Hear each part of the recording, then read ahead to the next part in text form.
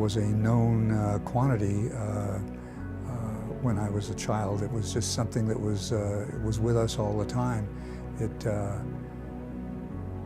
meant what you heard on the radio. It just was our lives were completely centered around the war. I think the word war just meant to me men on horses and swords and shields and things like that, because I had done so much reading about that sort of thing, because I was only 9 when war broke out, so I didn't understand what modern warfare meant at all.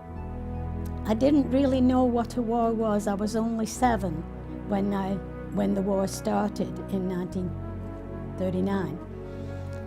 But I soon found out, because my mother and father had the radio on, listening to all what the king had to say and what the people, Churchill and other people, had to say about the war. Yeah, well, I was raised in a Chinese girls' orphanage, so we're very sheltered, so I didn't even know what war meant.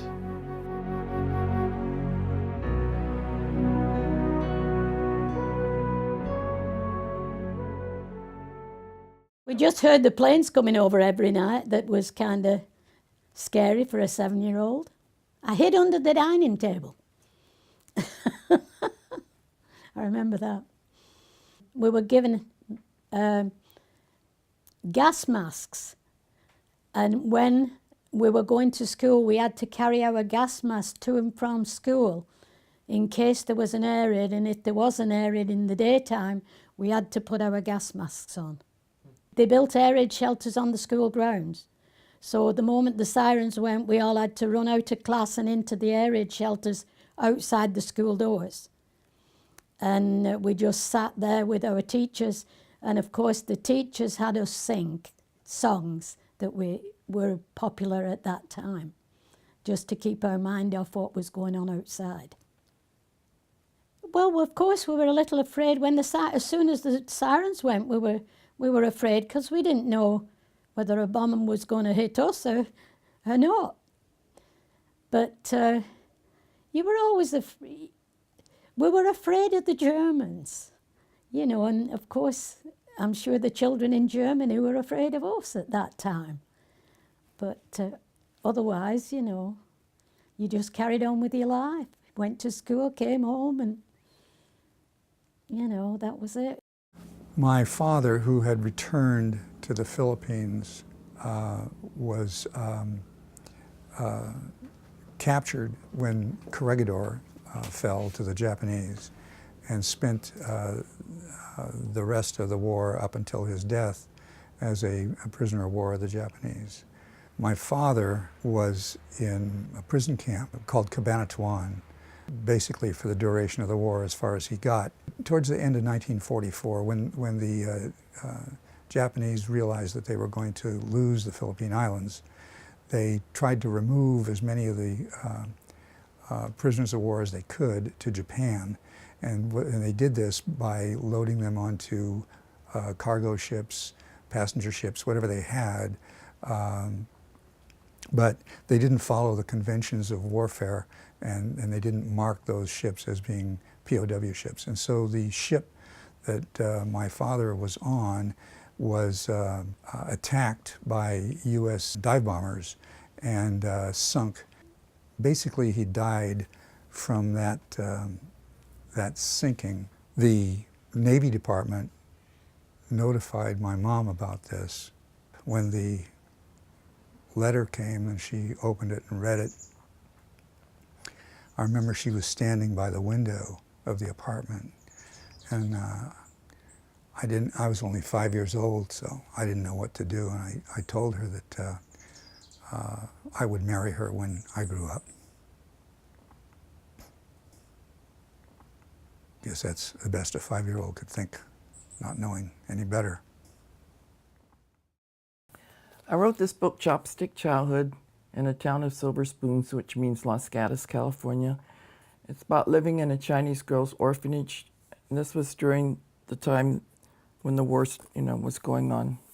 And so after the lunchtime, I asked an older girl, "What is war?" "That's when men fight," she replied.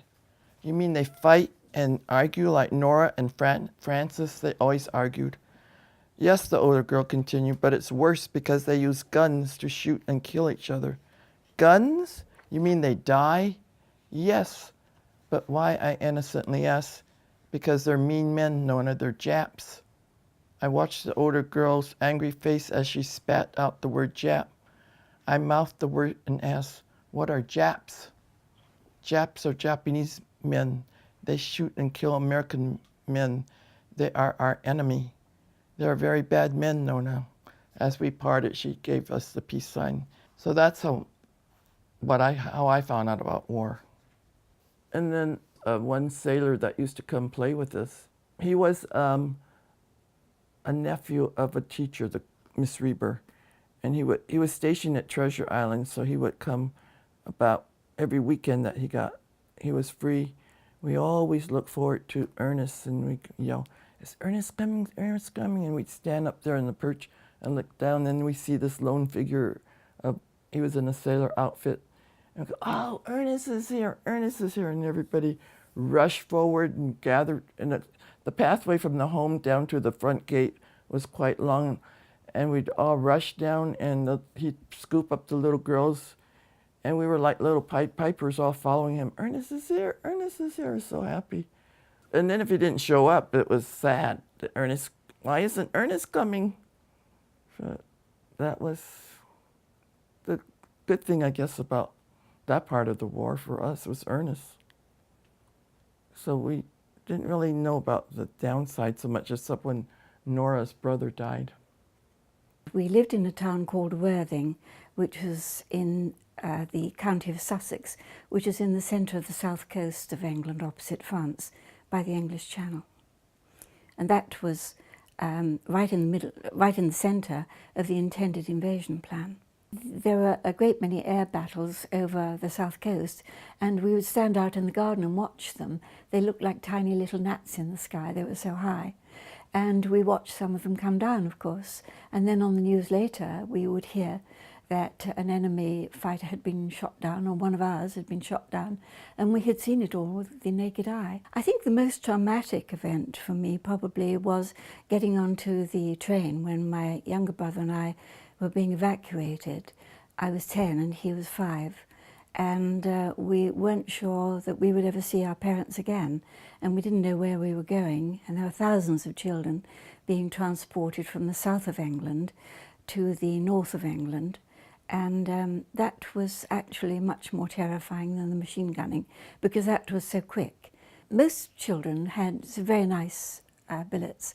I'm afraid ours wasn't too good, and I don't want to dwell on those memories, they weren't very nice. But mostly the people were very kind. And we were there for several months. And then my mother came up, and the invasion scare seemed to have gone away for a while. And so children were drifting back to Sussex. And my mother came and picked us up. And we went back to England. But I remember then that it took me a very long time to settle down. And I think it may have been because we weren't sure whether or not the invasion was still going to happen. And I wasn't sure whether or not we were ever going to be sent away again. And so I didn't feel very stable at that time at home. And of course, adults invariably say to children, it'll be all right, whether it's going to be or not, whether they know that it's going to be or not. They say that.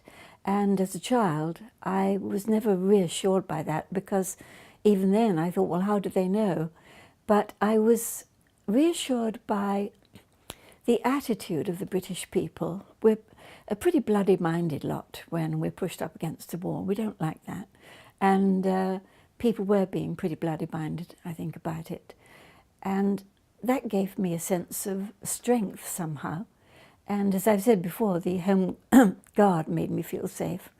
And then, of course, when all the troops came over to go over to France on our invasion of the continent, then I just felt, yes, absolutely, we were going to win.